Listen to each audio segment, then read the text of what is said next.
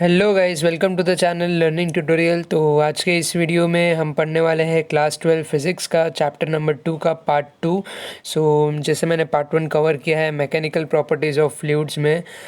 आज जो pending topics है उसका मैं पार्ट 2 कवर अप करने वाला हूँ इस वीडियो में। हमारे क्या क्या की टॉपिक्स है आज के इस वीडियो में। मैनोमीटर, ये जो टॉपिक है हम कवर करेंगे। Pascal's law, surface tension, plane convex surface.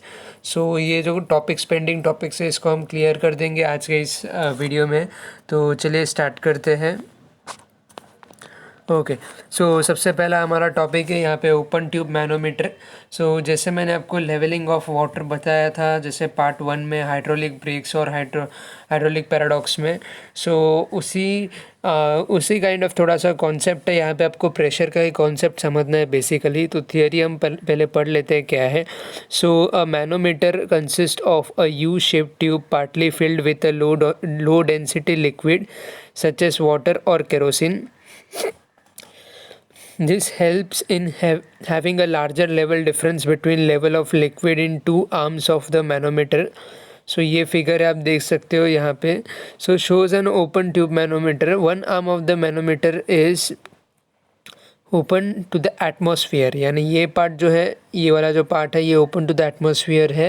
And the other is connected to a container D. ये पार्ट है आपका कंटेनर डी यहाँ पे, of which the pressure P is to be measured. यहाँ पर इसी पॉइंट पर हम प्रेशर मेजर करेंगे, क्योंकि हम जो है वाटर यहाँ से फिल करेंगे. आप यहाँ पे ए पॉइंट जो देख रहे हो ये लेवल ऑफ वाटर है.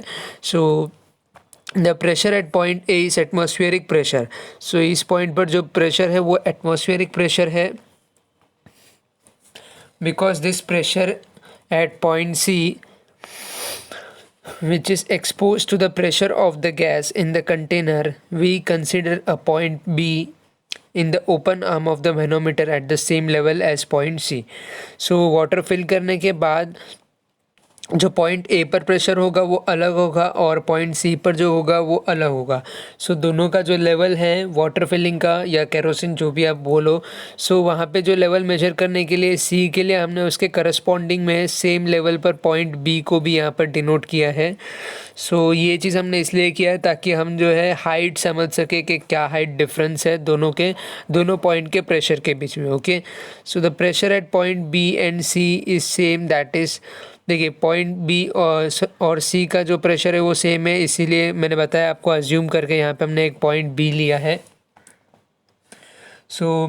Pressure at point B is, point B का ये जो है हम लोग किस तरीके से मेजर करेंगे. P of B is equals to P naught plus H rho g. Okay, basically क्या किया है, जैसे अगर मुझे प्रेशर एट पॉइंट सी का पता करना है तो उससे पहले मुझे जो स्टैंडर्ड प्रेशर है वो मालूम होना चाहिए. P naught plus H rho G. P naught आपका जो है यहाँ पे प्रेशर है एटमॉस्फेरिक लेवल पर. ओके, प्लस एच यानी height difference between point A and point B rho G. तो इन दोनों के बीच का जो टोटल डेंसिटी है वो plus gravity. P is equals to P naught plus H rho G. उसके बाद हमारा अगला है सरफेस टेंशन. ये भी बहुत ही इंपॉर्टेंट टॉपिक है यहाँ पर, surface tension. A liquid at rest shows a very interesting property called surface tension. We have seen that water spider walks on the surface of steady water. Grease needle floats on the steady surface of water. Raindrops and soap bubbles always take spherical shape, etc. All these phenomena arise due to surface tension. Surface tension is one of the important properties of liquid. Okay, ये जो surface tension होता है basically liquid में आप देख सकते हो. Liquid rest movement पर भी जो है वहाँ पर सरफेस टेंशन होता है. उसके अलावा आप देख सकते हो यहाँ पे कुछ एग्जांपल दिए गए हैं, जैसे वाटर स्पाइडर का दिया है एक. ये भी स्टेडी वाटर में जो है एक सरफेस टेंशन क्रिएट करता है. उसके अलावा नीडल जो है वो फ्लोट होता है सरफेस ऑफ वाटर पे. और बबल्स जो है वहाँ पर उसके अंदर जैसे आप ब्लो करते हो तो जो उसका स्फेरिकल एरिया बनता है उसके अंदर भी कुछ सरफेस टेंशन होता है, राइट. वैसे इंटरमॉलिक्यूलर फोर्स क्या होता है. Matter is made up of molecules.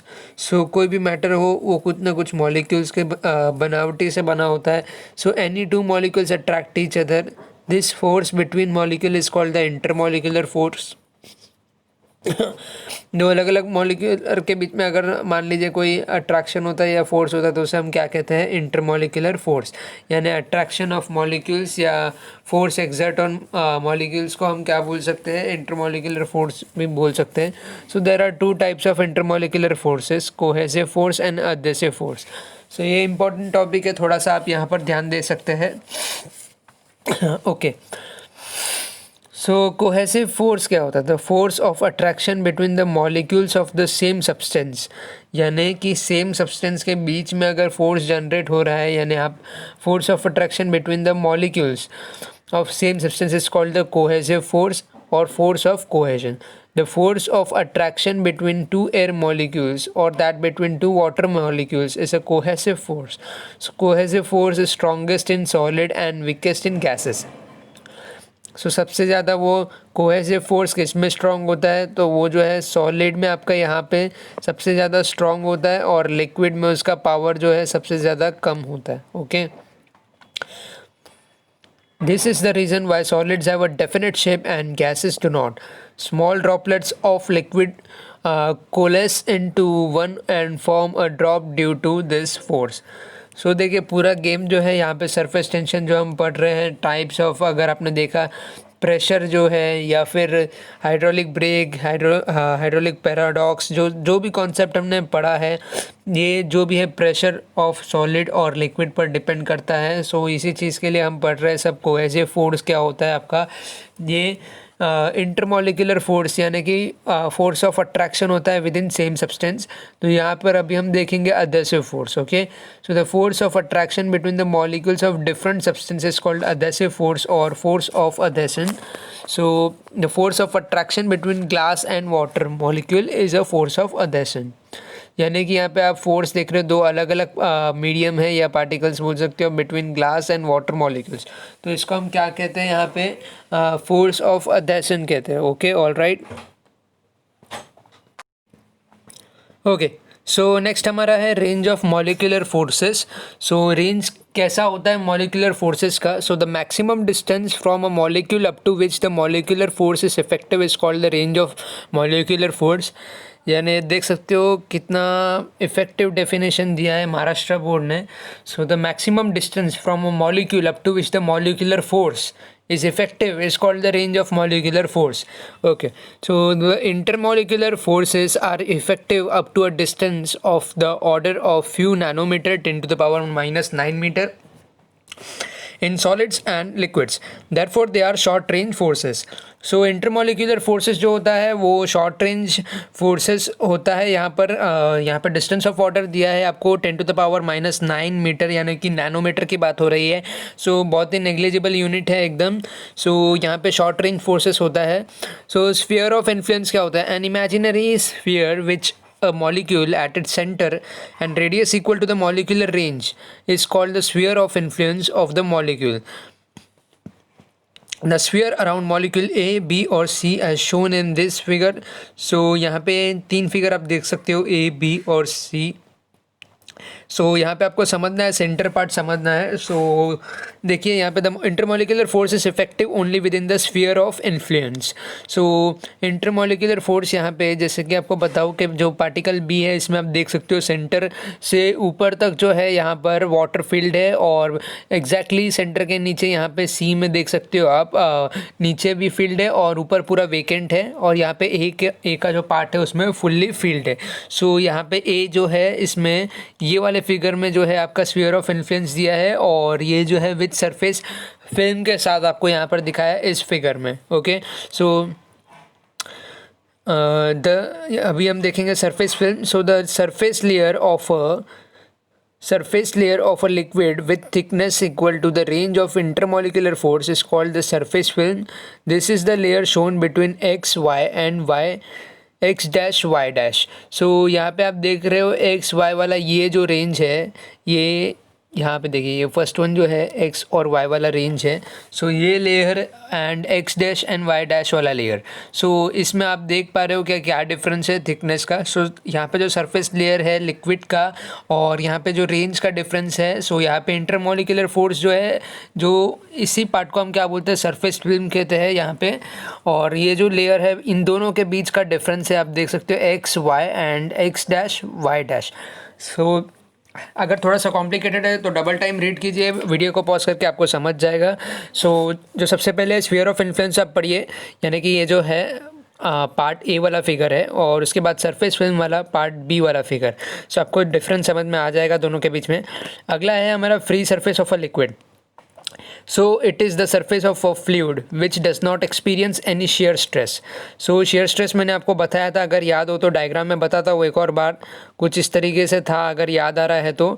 सो ये आपका ओरिजिनल ऑब्जेक्ट ब्लॉक है और यहाँ पे जो है डाउनवर्ड साइड पे सी और डी पॉइंट पे मान लीजिए कोई स्ट्रेस नहीं लग रहा है, पॉइंट ए और बी में स्ट्रेस है। सो ये जो पार्ट है यहाँ से ए और बी का पार्ट मूव हो रहा है तो उसे हम क्या कहते हैं, free surface of a liquid में शेयर स्ट्रेस कहते हैं। सो अगर ये कोई ऑब्जेक्ट अगर एक्सपीरियंस नहीं कर रहा है, it is a surface of fluid which does not experience any shear stress. So ये जो ऐसा सरफेस है जो कि बिल्कुल शेयर स्ट्रेस एक्सपीरियंस नहीं कर रहा था। Interface between liquid water and the air about x y is the free surface of a liquid. So ये जो एक्स वाई वाला पार्ट है ये कौन सा है, आपका free surface of a liquid है, जहाँ पे कोई शेयर स्ट्रेस नहीं है या कोई भी टाइप का स्ट्रेस आप नहीं देख पा रहे हो, राइट है। सो अगला हम देखते हैं नेक्स्ट हमारा क्या है।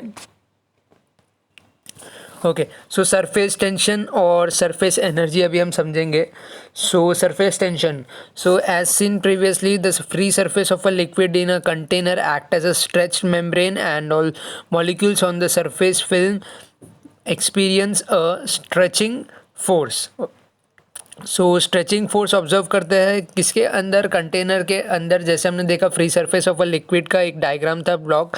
सो act as a stretch membrane and all molecules on the surface film experience a stretching force, right? So imagine a line PQ.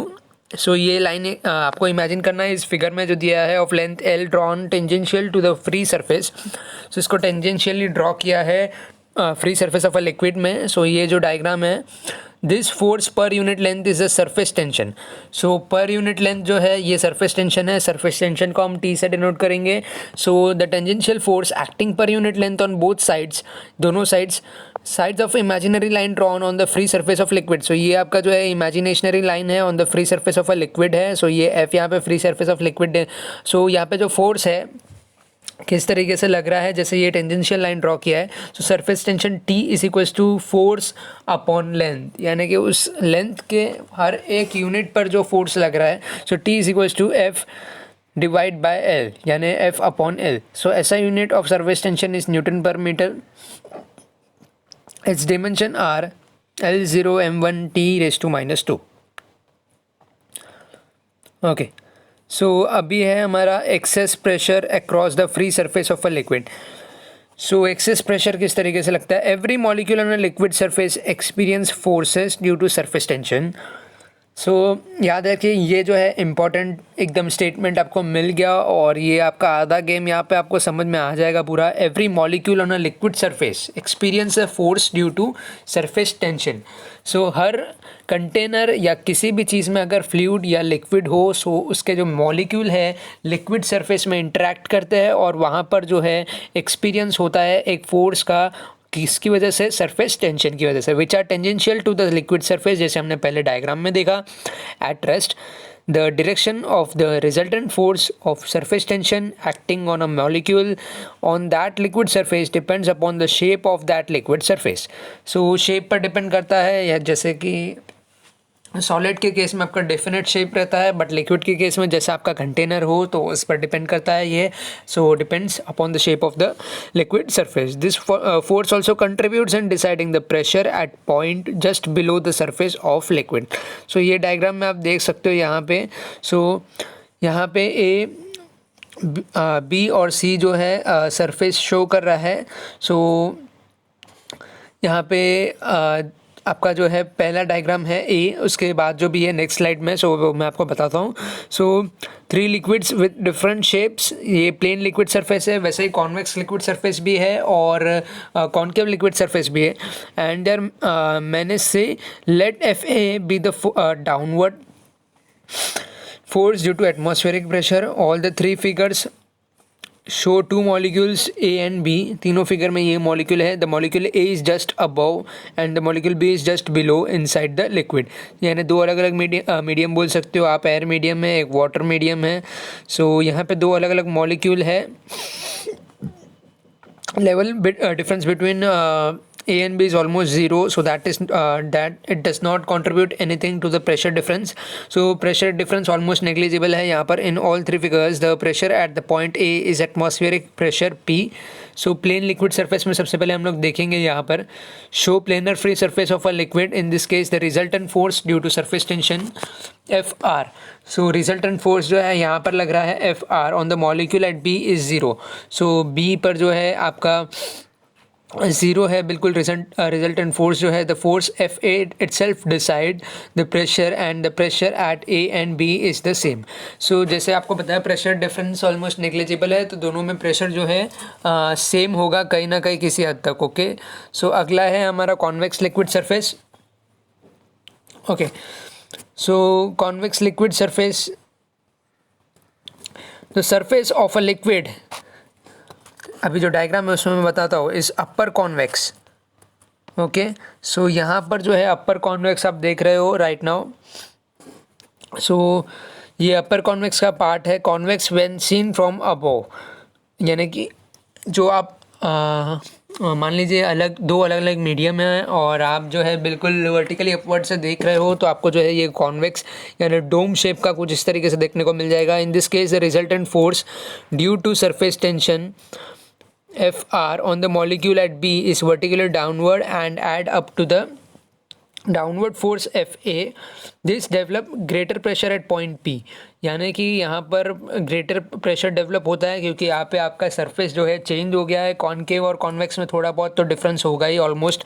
सो जैसे हमने प्लेन में देखा था पहले, प्लेन सरफेस में आपका प्रेशर डिफरेंस ऑलमोस्ट नेग्लिजिबल है, बट यहाँ पर प्रेशर डिफरेंस एग्जिस्ट होने की वजह से यहाँ पे पैरामीटर्स चेंज हो जाते हैं आपके, विच is inside the liquid and on the concave side of the meniscus.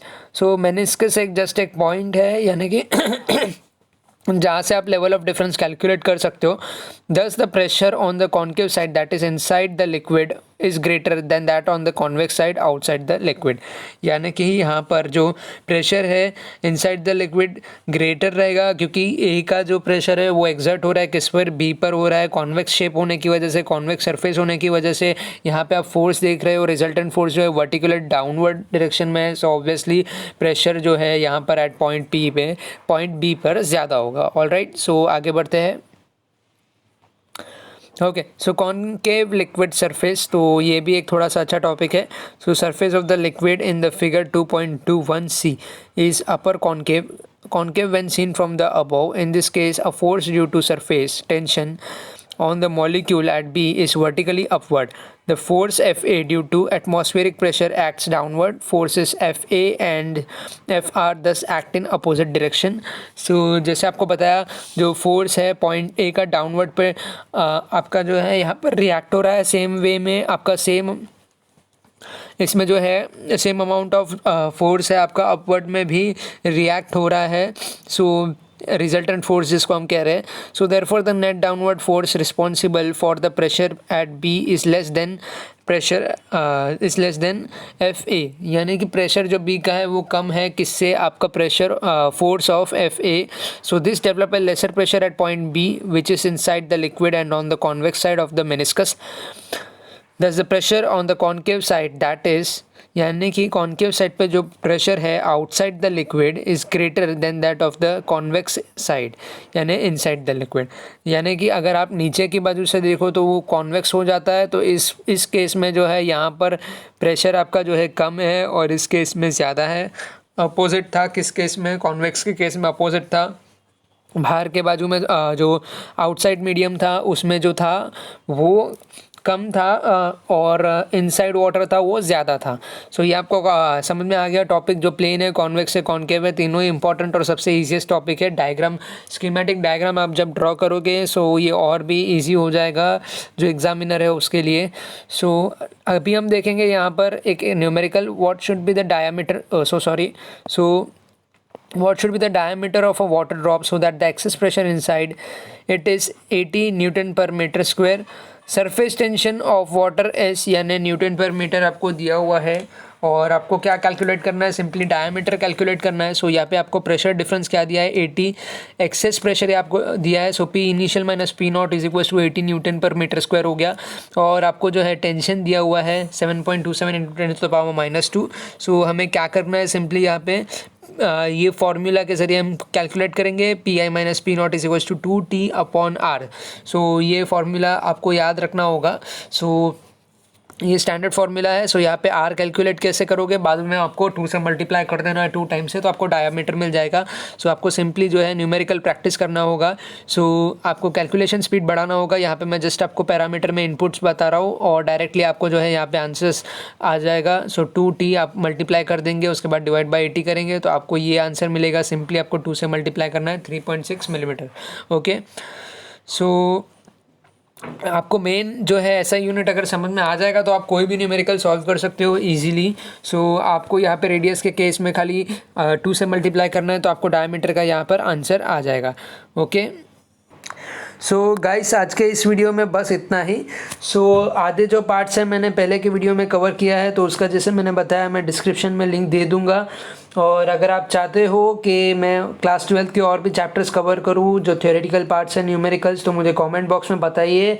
आपका जो भी डिमांड होगा वो मैं फुलफ़िल करने की पूरी कोशिश करूँगा। So thank you. अगर आपको वीडियो पसंद आया तो प्लीज़ लाइक करें, शेयर करें एंड सब्सक्राइब करें। So thank you and bye bye.